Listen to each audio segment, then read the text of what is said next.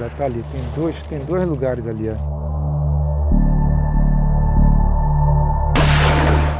Resíduos de sangue no veículo, ó. Está sendo coletada a substância no local atingido. Mais sangue aqui, ó. Aqui observa-se que a pessoa que estava nesse banco foi atingido. Há marca de sangue tanto no encosto quanto no assento.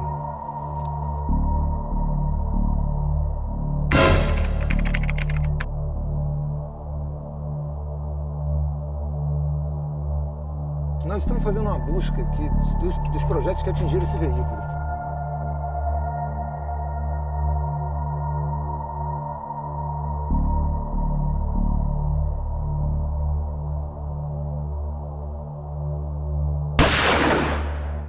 Dr. Eduardo Rodamilans, perito criminal de engenharia legal. Dr. Eduardo, nos fale mais sobre essa perícia que nós acabamos de assistir.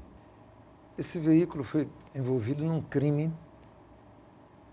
e trazido aqui para o DPT para que nós pudemos examinar as trajetórias dos projéteis que atingiram ele.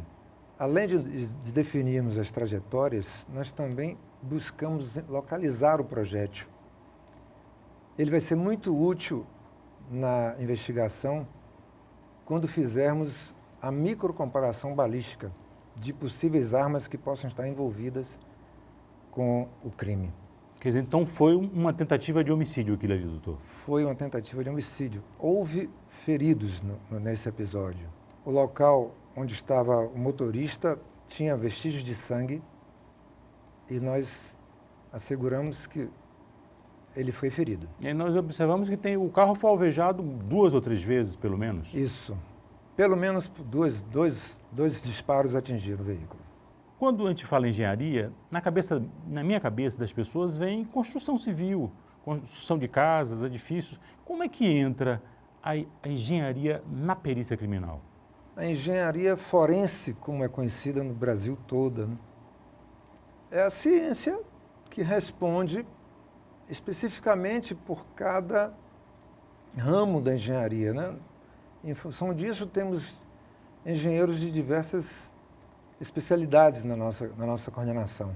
O ramo da engenharia, ela está contida nos crimes patrimoniais.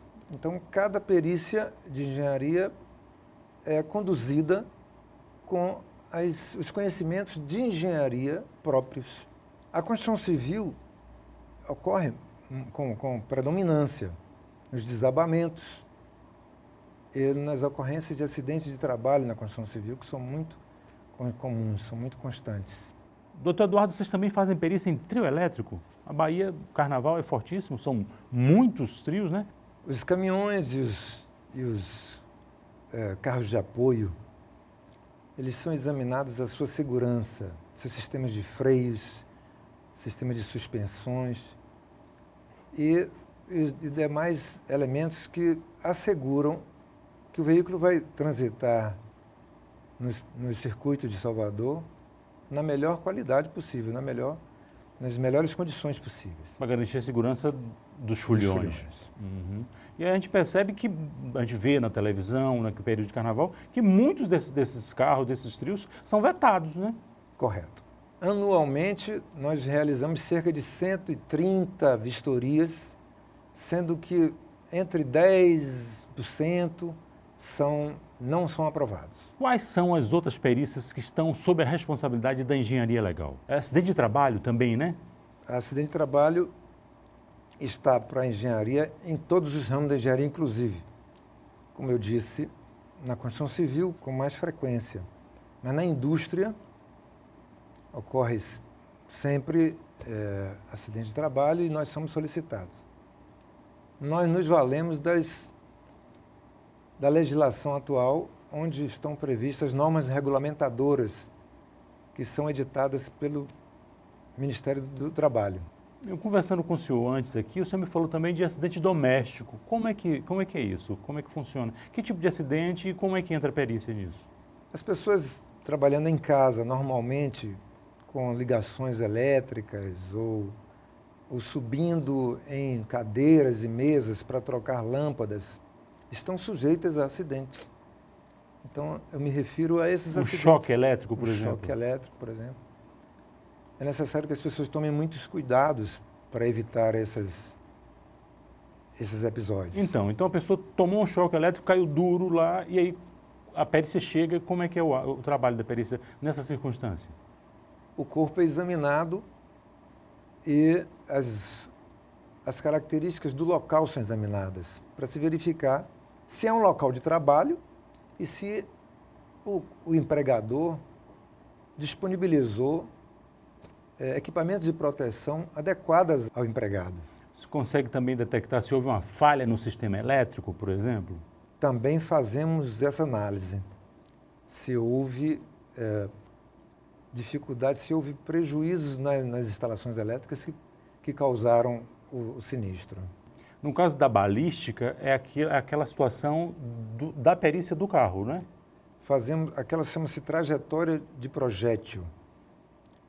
Essa perícia, ela é uma das principais da nossa coordenação.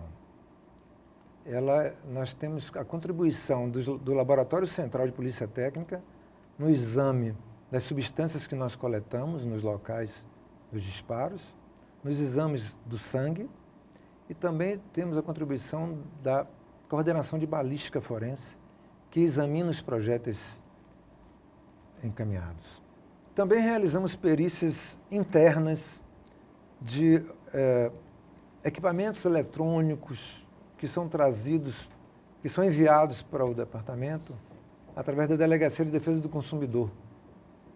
São perícias realizadas aqui, que nós improvisamos bancadas e analisamos o funcionamento dos equipamentos.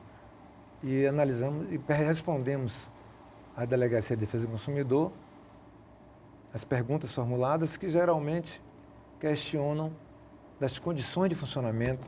Uma pessoa comprou um liquidificador, deu problema e ela vai para a Defesa do Consumidor, esse eletrodoméstico vai para a perícia. Exato. É assim que funciona? É assim que funciona.